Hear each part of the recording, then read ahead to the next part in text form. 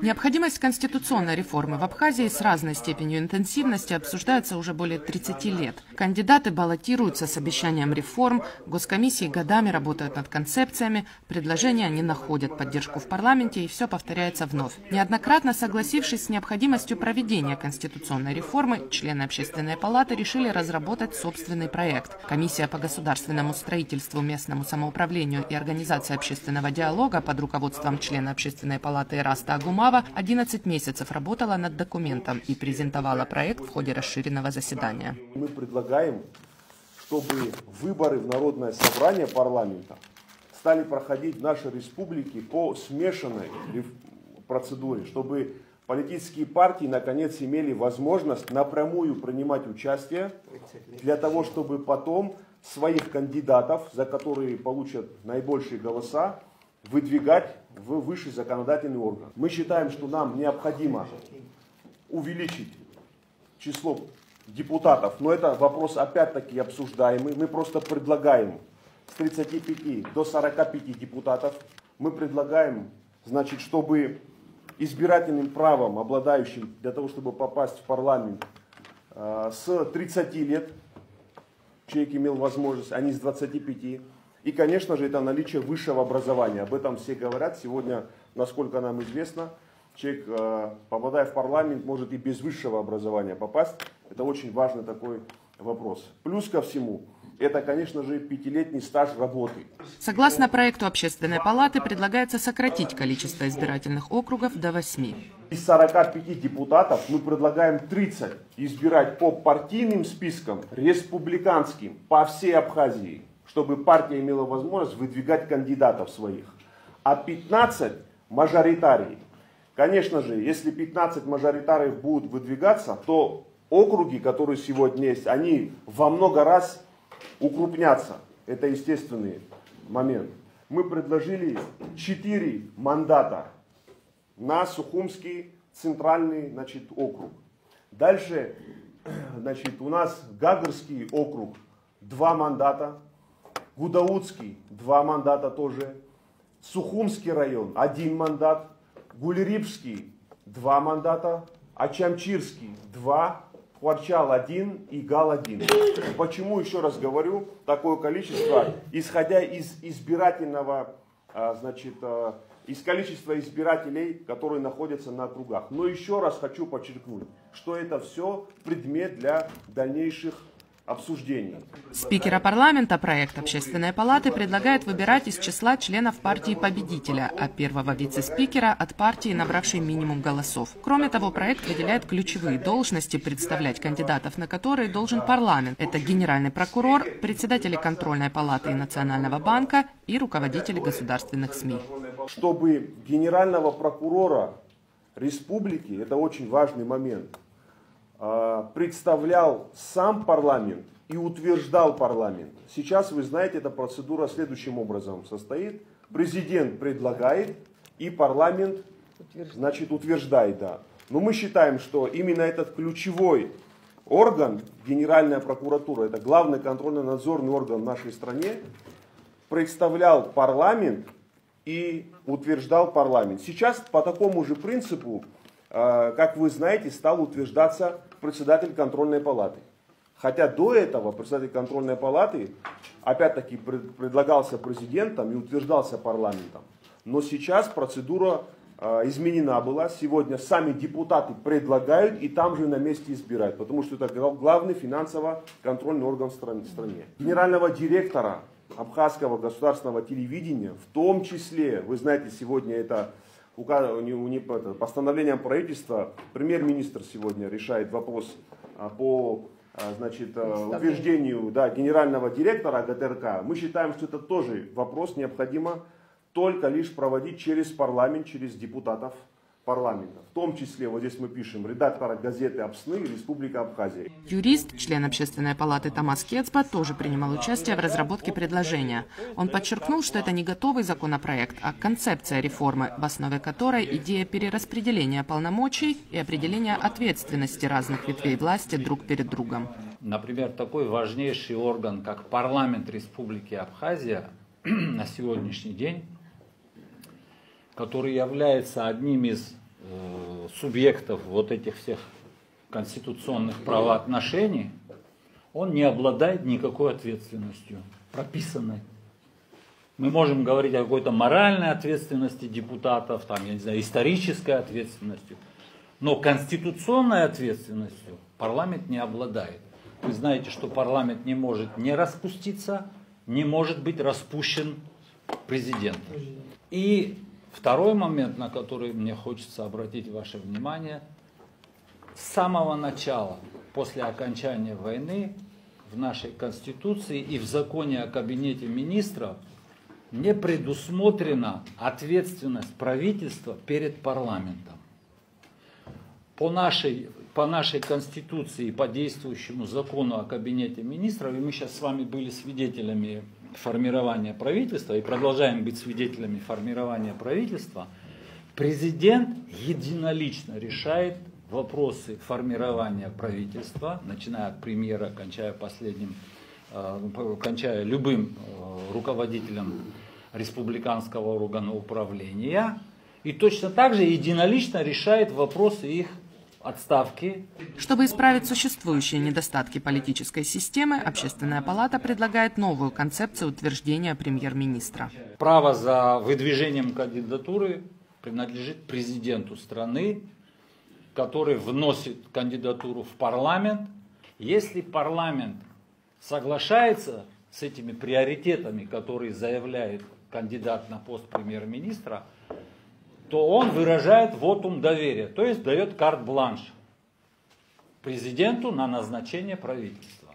Но парламент может не согласиться с кандидатурой, и тогда наступает второй этап. Теперь мы предлагаем, чтобы во втором случае право на выдвижение кандидата было у самого парламента. У парламента тоже есть возможность выдвинуть кандидата на пост премьер-министра и точно такую же процедуру пройти с наделением вотума недоверия. Но может так случиться, что и парламент не сможет. Такие случаи при формировании правительства сплошь и рядом во многих государствах. И третий вариант, это опять инициатива переходит к президенту. Если парламент вотум доверия не выражает, то президент в этом случае вправе распустить парламент и назначить новые выборы. Премьер-министр, согласно концепции Общественной палаты, получает больше полномочий. Он назначает министров и отвечает за внешнюю и внутреннюю политику. По нашему проекту премьер-министр становится главой исполнительной власти. И, соответственно, он регулирует эти вопросы, взаимоотношения внутри республики и за ее пределами. Более того, президент, подписывая международные соглашения, обязательно должен это делать с согласия Кабинета министров. Такой момент мы тоже прописали, мы считаем это очень важным моментом, как раз вопрос взаимной ответственности и взаимного, так скажем, баланса, когда человек, принимающий решение, согласовывает это с другой ветвью, не с ветвью, а с другим органом исполнительной власти. Не все члены Общественной палаты согласились с отдельными положениями концепции. Дискуссии развернулись вокруг целесообразности увеличения количества депутатов до 45 человек, увеличения верхнего возрастного порога для кандидатов в президенты до 70 лет. Эраст Агумава пояснил, что это презентация документа, который Общественная палата поручила разработать, детали обсуждаемы, а окончательное решение за депутатами парламента, и просил поддержать проект. Это не панацея. Это не значит, что завтра президент республики или депутаты парламента возьмут этот проект и скажут, вот это идеальный проект и давайте его принимать. Мы хотим просто предложить обществу в первую очередь и высшему руководству страны, чтобы они рассмотрели тот проект, над которым трудилась Общественная палата. И я хотел бы, чтобы коллеги поддержали данный проект, для того, чтобы мы его могли спокойно отправить президенту республики на стол, депутатам парламента, для того, чтобы, еще раз подчеркну, они рассмотрели этот проект. Почему? Потому что у нас есть еще ряд проектов, над которыми мы работаем. Это проект конкретной избирательной системы, о чем говорил Томас Иванович Кецба. Здесь предложение нашего коллеги, Гагарбахра Викторовича. Вопрос есть по местному самоуправлению. Здесь есть вопрос, который Лана Будовна-Цава подняла по поводу, значит, закона о партиях. Здесь есть очень много интересных законодательных актов, над которыми мы хотим здесь в Общественной палате продолжить работу. Это наше видение, концептуальное видение на те политические реформы, которые должны произойти. По этой причине вот такие детали, которые здесь мы начинаем обсуждать, это возрастной ценз, например, там, или количество мандатов, количество избирательных вот этих округов. Эти все вопросы в дальнейшем, в будущем будут обсуждаться либо на площадке парламента, либо еще где-то в более такой расширенной обстановке. Это сейчас не так важно. Важна вот концептуальная модель, которая нами представлена. Это система избирательная и распределение полномочий. Мы проделали какой-то объем работы. И этот объем работы мы хотим сегодня публично представить нашему народу. Потому что запрос в обществе такой есть. И здесь правильно было сказано с Ирастом. Для принятия этой модели необходима еще предварительная работа, потому что у нас нет партий в стране, те партии, которые у нас сегодня присутствуют, не по содержанию, не по качеству, никак вот не соответствуют той модели, которую мы предлагаем. Поэтому необходимо изменить партийное законодательство, его необходимо ужесточить.